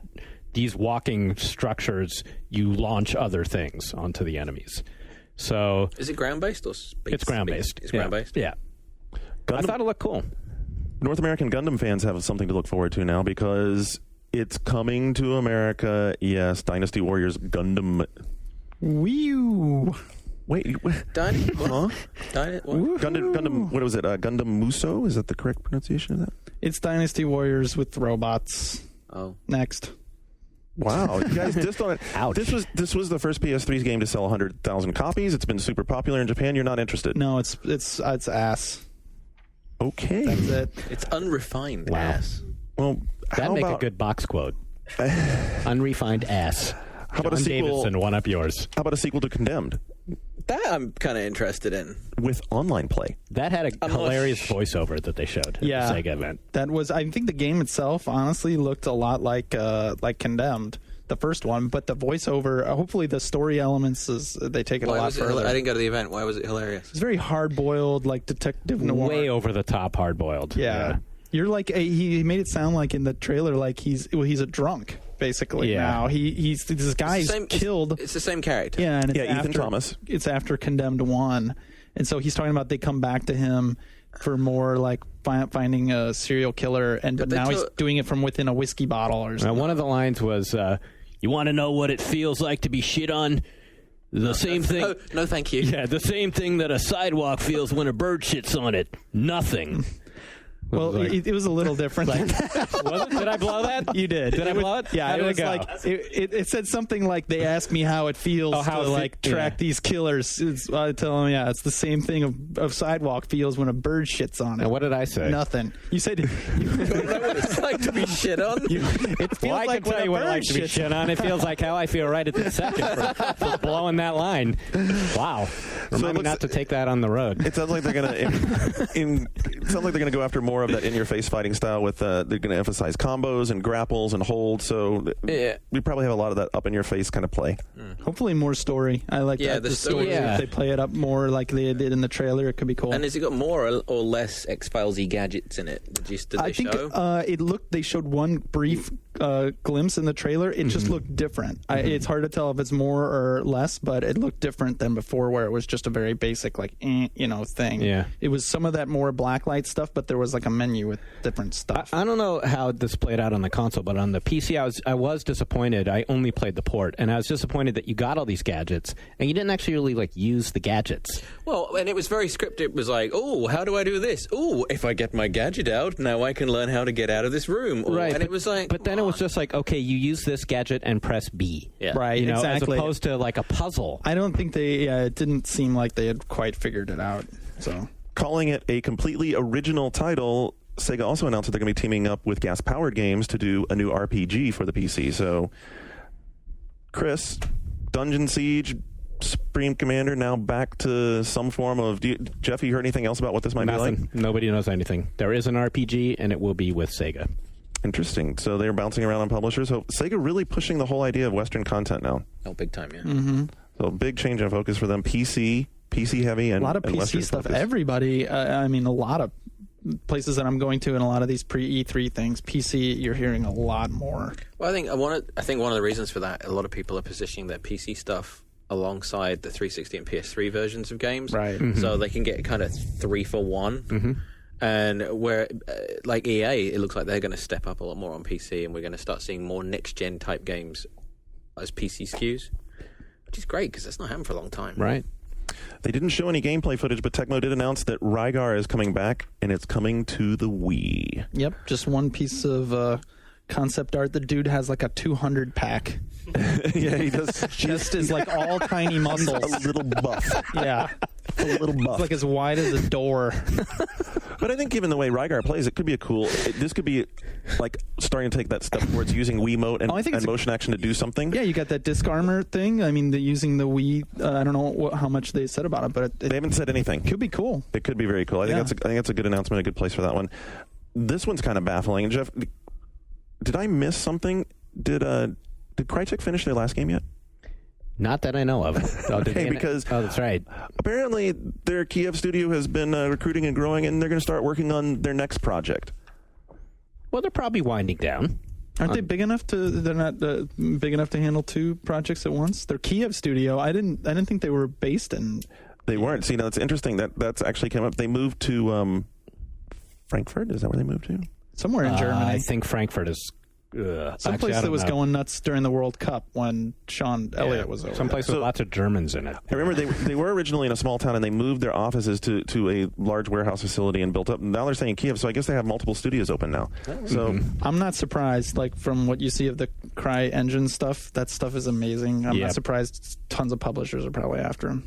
We mentioned it earlier, and I know I can't be more excited about this. The 80s finally coming this summer. We're finally starting to get a little bit of information on the Guitar Hero 80s version, and Exclusive to PS2, right? It says exclusive to PS2. So that brings into question exclusive on disc release. Could they do some of these as DLC packs? Yeah, I would think so. I mean, you have to speculate about that. One would hope so, but then they go back to the argument about, well, the licensing agreement is different from each platform to platform, so we'd have to relicense them for the 360 version.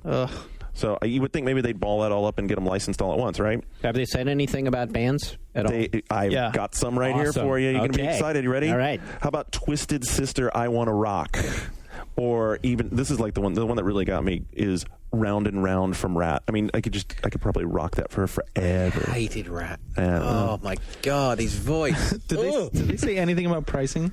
No. So that is the big question. Are they going to keep shitting out these like basically song packs for $30-$40, like ripping your ass off, or what? Well, I mean, that's the speculation that Andrew got into on his blog a couple of 3 weeks back, which is that they're running into this weird dilemma of, do we keep putting out more song packs for 2? Right. Do we keep these songs and put them on 3? Can they be on both packages? Where do we place them? And that goes back to what I was talking about. I don't understand why they don't just do it like iTunes and build like the front end and then just sell you songs. Well, yeah, I mean, there's a thing with how many people are online. Is that what you mean? Like, you mean they're selling song packs on discs and stuff? I mean that if I were looking at the way this business has gone with how popular Guitar Hero got, and it got big enough that they could do it, build it like you build iTunes. Just let people have the interface in the front end, and then sell them individual tracks and let them pick what they want a la carte. Right. I do that. And you make a mint off of it, because once a person gets hooked on it, they buy 5 songs, and then they're like, I play these, I think I'll buy another 5 songs, buy 5 more songs. Well, this announcement could be, I think, super cool or incredibly lame, all depending on price. Do you have more bands, sir? I do, and it's just like they've done before. It's like, then they start going off down the weird highway, like, I Want Candy from Bow Wow Wow. Why? What? Not really a guitar-heavy song. Or how about Flock of Seagulls doing Iran? Come on. What? Yeah. That's a good one. That's going to get a lot of people to pick up. That song alone is going to get a a lot of people to pick up that. And you think of it as a Guitar Hero song? No, not really, but you just think of it as an 80s song and a song people want to play, so. I suppose until we see the Poison, we're not going to be happy, right? Is there any punk or grunge in here? Not yet. No, the other announced titles are late 80s. Late 80s. Yeah, late 80s. More. Of course, Mental Health from Quiet Riot, so be able to bang your head. Cool. That's a good one. Maybe. Dio, Holy Diver. Kind of crunchy, kind of normal. And then Asia's Heat of the Moment. Oh, man. Yes. Ick. Yes. Ick, but it'll be like the Boston track where it'll just get in your head and you won't be able to forget it ever again. Is there any Toto on there? Not yet. Like Africa? Oh, God. Milky was jamming out the other night so loud. I was like, why are you playing that? Stop. And so, speaking of Milky, he is over in Japan right now at the Square Enix 2007 conference, where all kinds of news has been coming out. You've been watching all this stuff, so Mark, I might as well throw it to you for a second, because you watch the videos, you've seen all kinds of stuff coming out there. What's exciting? What's not? Well, videos like the Ninja Gaiden Dragon Sword, which came from Tecmo. They had a demo from the Tecmo event, right. Actually, which is just happened last night. Square event just started today. Looks amazing. There hasn't really been a video of any of the Square stuff, but the one that a lot of people are talking about is The Last Remnant, which is their attempt at like a Western, appealing to the Western market. I think it uses the Unreal Engine. A couple screenshots came out. I think it looks really cool. I talked to Ryan a bit about that too. He said like people are kind of split on it, but that looked really cool. Character design. The one character is kind of different for them. The kind of dark. There's like 2 characters they showed, right? There was one very square-looking kind of guy, and then there was the sort of flip side of that was kind of different for them. I heard there were like wolf people that they were fighting against, stuff like that. Yeah, I just saw like the one like battle screenshot. That a lot of stuff really online. good. People saying, "Why isn't this just Final Fantasy branded?" Right. Well, I think they got enough of that. Well, I mean, they might actually be onto that, because they also unveiled not one, not 2. But 3 Star Ocean titles. 3 Star Ocean titles. Really? Yeah. 2 of them are remakes. Yes, 2 of them are remakes. One is a full remake of the first Super Famicom game, and that would be Star Ocean First Departure. And then they also were going to do, and that's for PSP. They're also going to do Star Ocean's Second Evolution, which was the second story that appeared on PS1, also for PSP. And I guess those are like the backgrounders to then develop Star Ocean 4. And Tri-Ace is back at the helm again. So if you like Star Ocean, you should be happy. And if you didn't like Star Ocean, probably not a lot going to change. Star Ocean 2 is good. I like I mean, they're actually really good, super deep games. So, and I don't think they quite got the attention here they ever deserved. So if that leads up to a really cool, kick-ass, next-gen game, I mean, so much the better. So, and then last but not least, Sega is bringing Ghost Squad to the Wii. So we're we're definitely going down the light gun route with the Wii. It sounds like, right? Yeah. Any doubt about that? What do you think? Light gun games come back time? No, I just light gun games are great in the arcade on a console. They're doing some cool things with Ghost Squad. They're making it you can play 4 players at once. It's basically like a Virtua Cop for those of you guys who haven't seen it. And all the environments are destructible. No great shakes to. Nothing to write home about in terms of graphics, but it looks all right. And you can play 4 people at once. I just like gun games on the console. I never really saw the point because they don't have the depth and replayability. But you know what? A lot of people that have bought a Wii that aren't like gamers. Oh, I agree. They'll respond to it. The casual. How? I mean, I think one of the things with it, how adult is it? It's pretty adult. You're like a SWAT team. You're like that could be its downfall actually. Because it's. I think people are fine, like the shooting gallery stuff and the duck hunt type stuff where you're shooting targets. But if you, people will sit around and they'll do that. But if you go too adult with it, you're going to miss gamers because it's too shallow, and you're going to miss everybody else because it's too grown up. That's it. I mean, there isn't blood. They'll probably I'm sure it'll get a teen rating, basically. You didn't plug time in House of the Dead or Lethal Enforcers? You didn't plug a lot of time into House of the Dead or Lethal Enforcers? You can as a gamer, but I think a lot of people that are buying Wiis are doing this sort of the family all playing games together.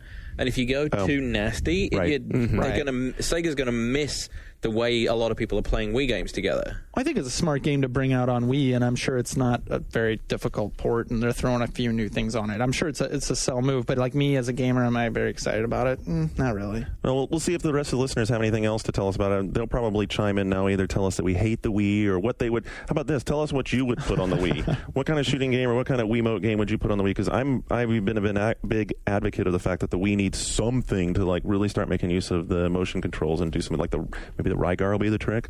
Well, yeah, and in this other stuff, just to go back to some of the stuff we talked about, like Soul Calibur Wii and the Rygar Wii stuff, it is cool. Like, companies are taking the Wii more seriously now that it's sold as well as it does. So people are bringing, their A franchises or some of their bigger franchises. And the Wii is getting its own game now instead of getting the shitty GameCube port or the PS2 port or the PSP port. So that's good to see. So tell us what you'd put on the Wii and how you'd do it, or tell us what you'd play on the desert islands, or tell us whatever you'd like to at boards.oneup.com.